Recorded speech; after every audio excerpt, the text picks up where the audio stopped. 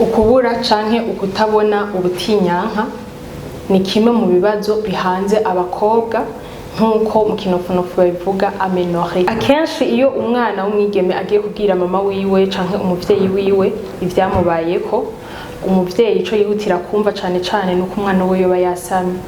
Kubw'ivyo umuvyeyi bikamutera guhangayika kandi ugasanga sivyo, nubwo ari kimwe mu bituma umwana w'umwigeme atabona ubutinyanka nkuko vyahora. Ushobora kwibaza ati none n'igiki coba kibitera?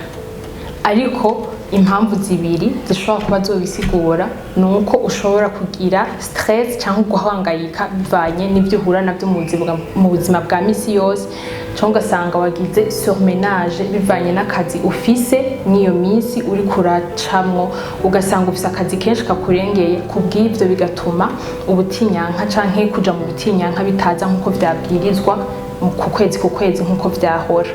Ariko rero kandi iyo stress cyangwa guhangayika urashobora kuvyirinda mu kurondera ikintu kirya nyene usanzwe ukunda, kirya nyene kiguha amahoro, ukumva yuko uko guhangayika uguheba canke iyo surmenage canke ivyo bikorwa ukabigabanya kugira ngo wumve yuko umubiri wawe nawo nyene ushobora koroherwa.